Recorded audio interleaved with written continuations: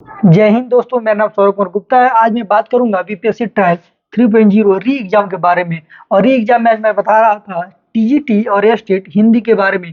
TGT का मतलब होता है 9वीं से 10वीं, 9वीं से 10वीं तक, यानी उसके बारे में मैं पढ़ा रहा था। और मेरा 21 टॉपिक हो चुका है यार, यह मेरा है 22वां टॉपिक। और टॉपिक वाइज ही वीडियो मेरे यूट्यूब चैनल पर आता है और आप देख सकते हैं यूट्यूब चैनल पर मेरे। और आज मैं बात कर रहा हूँ प्रसाद युग के बारे में।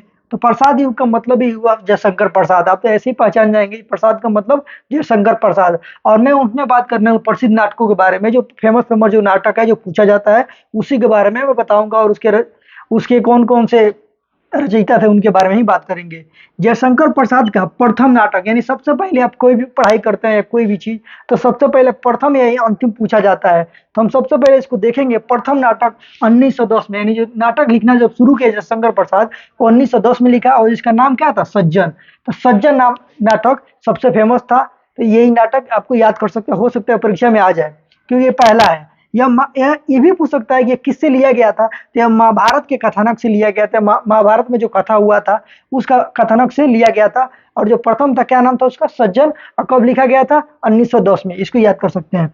फिर आता है कल्याणी परिचय परिणय। ये इसका इसका स्थापना हुआ था, मतलब लिखा गया था 1912 में।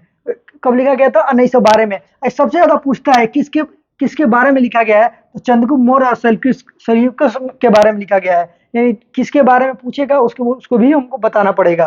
तभी हम बात करते हैं चंद्रगुप्त। चंद्रगुप्त का नाम काफी फेमस है, बार बार पूछता है। और चंद्रगुप्त आ जाए तो मान के चलिए 99% की कि जयशंकर प्रसाद के द्वारा ही नाटक लिखा गया है, जिसमें दुश्वामनी 1933 में विशाखा देवी चंद्रगुप्त के आधार पर लिखा गया है, जो बीपीएससी में पूछा गया है। इसमें पूछ सकता है कि इसमें जो कारण था किसके द्वारा लिखा गया था, क्या किस आधार पर लिखा गया था। तो हम बताएंगे तलाक और पुनः विवाह की बात किया गया था। यानी इसमें तलाक और पुनः विवाह की समस्या के बारे में कहा गया था कि और दोबारा किसी को पति मर जाता है तो पत्नी को क्या पुनः विवाह हो सकता है कि नहीं हो सकता है, उसके बारे में इसमें बात करते हैं।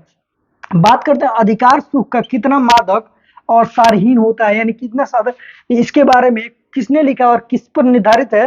तो स्कंद गुप्त की कथा पर निर्धारित है। और कौन लिखा है? तो जयशंकर प्रसाद ने ही लिखा है। ये आपको ये भी याद करना पड़ेगा। और बात करते हैं कुछ अन्य लेखक के बारे में, जो नाटककार है, जिसको हम नाटककार कहेंगे।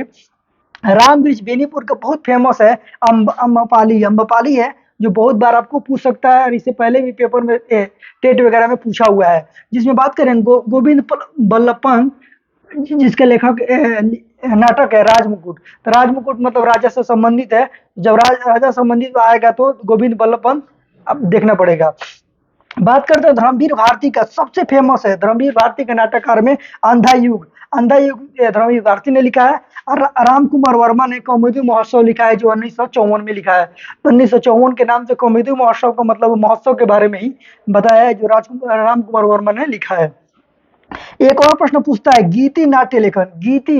गीत से संबंधित नाट्य लेखन का प्रवर्तक यानी उसके लेखक शुरुआत किसने किया था? तो जयशंकर प्रसाद ने किया था।